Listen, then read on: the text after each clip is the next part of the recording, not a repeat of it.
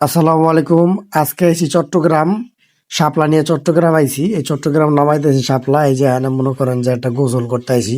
সে একটা পুষ্কুনি, সকালবেলা সারা রাত গাড়ি চালায়, যখন সকালবেলা পুষ্কুনিতে ডুব দেই পরানটা ভরে জায়গা শান্তি মতন ডুবাইলাম, ইচ্ছা মতো ডুবাই। এখন রান্না বাড়ার আয়োজন করতে হইব, রান্না বাড়া করতে হইব।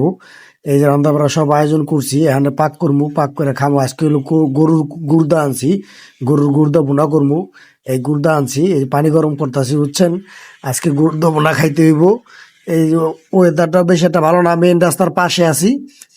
বাচ্চারাই দিছি, ভাত হয়ে গেছে গা মাশাল্লাহ, আল্লাহর রহমতে। এই ভাত প্রায় হয়ে গেছে গা, যাক ভাত হইতেছে। কিন্তু আমি কাটাকুটা করতেছি, আলু কাটতাছি, ওই আদা রসুন এটি কাটতাছি। এই যে গুড়দাটির ভিতরে লেবুর রস দিয়া সুন্দর করে চিপড়ে দিয়া থুই দিছি, জানি গুড়দার ভিতরে একটা বাজে গন্ধ থাকে, গন্ধটা জানি না থাকে, এর লেগে লেবুর রস দিয়ে ভিজিয়ে থুইছি। ভাতও মাশাল্লাহ হয়ে গেছে গা। ভাত গড় দিছি কি এর মধ্যে দেখছেন নি, ও সেই একটা জিনিস। এই যে রসুন আর আদা সুন্দর করে কুচাই রাখছি। এই যে গুড়দাটা রেহানো মনে করেন যে তেজপাতা, লং, এলাচ, দারচিনি দিয়া গরম পানি দিয়া কতক্ষণ ফুড়ামু। ফুড়াইলে ভিতরে যত ময়লা আছে ময়লাটি বেরিয়ে যাবে। যে ময়লা বেরিয়ে গেছে গা, বাজে গন্ধটাও থাকবো না। এখানে মনে করেন যে সুন্দর করে সিদ্ধ করে নিয়ে আবার ইচ্ছা মতো ধুয়ে নিম, ধুয়ে আবার ধুয়ে দিম কতক্ষণ। এই যে আদা রসুন দেখেন পেস্ট করি, এটা হলো আমার ব্লেন্ডার, হ্যান্ড ব্লেন্ডার, এটার নাম স্যাসুনি ব্লেন্ডার, বুঝছেন। এটা হলো আমার ব্লেন্ডার। এই যে মনে করেন যে চড়াই দিছি, পেঁয়াজ মেজ দিয়ে সব কিছু দিয়ে চড়াই দিছি। ভাই কষ্টের কথা কি কম, এই যে বৃষ্টি হইতেছে, এই বৃষ্টির জ্বালায় ওখানে যন্ত্রণা ভালটাকে গাড়ির এমনি ব্যাগ ডালাই আইছি।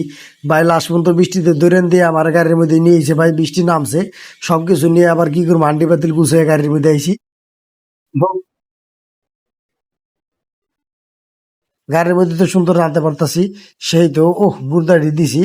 যাক এখন মনে করেন যে বুনা হবো, ইচ্ছা মতো বুনা করবো, সুন্দর করে কষাবো। এই সব তার ভিডিওতে দেখাইতারি না, এদিকে টাইনে টাইনে দিয়ে দেখাইতেছি, বুঝেন না আপনাকে। সব দেখাইতেছে যে গুড়দাটা পড়ে গেছিল নিচে, এত কষ্ট টেয়ার গুড়দা পড়ে গেছে নিচে, মানে আমি বৃষ্টির মধ্যে ভিজে যাই ওইটা নিয়েছি। আইনে আবার সুন্দর করে ধুয়ে আলু করে, আলু কুড়া করে এই মরিচ মরিচ দিয়ে দিলাম। সেই আকারে একটা রান্না হইতেছে, আল্লাহ জানে কেমন হইব, স্বাদটা কেমন তা আমি জানি না। তবে আশা করা যায় ভালো হইব, চেহারা যেহেতু সুন্দর দেখা যাইতেছে, তার মানে আশা করা যায় পাকও ভালো হইব। সারাদিন মনে করেন যে গিরি গিরি বৃষ্টি, কই যাবো কি করবো কোনো দিশা মিশা নাই। কে সন্ধ্যার পরে গাড়ি টান দিবে, এর লেগে মনে করেন যে এক জায়গায় গাড়ি রাখছি সুন্দর করে রাখা, ঘুম দিছি, ঘুমের থেকে উঠছি, উঠতে মনে করেন যে রান্না বাড়া চড়াই দিছি। এই যে এখানে সুন্দর করে পাকাই দিছি। ভাত হয়ে গেছে গা অলরেডি, ডাইল রাঁধতে চাইছিলাম কিন্তু সময় ঢেকে ডাইল রাঁধতে যেমন পেটের টান পড়ে গেছে গা।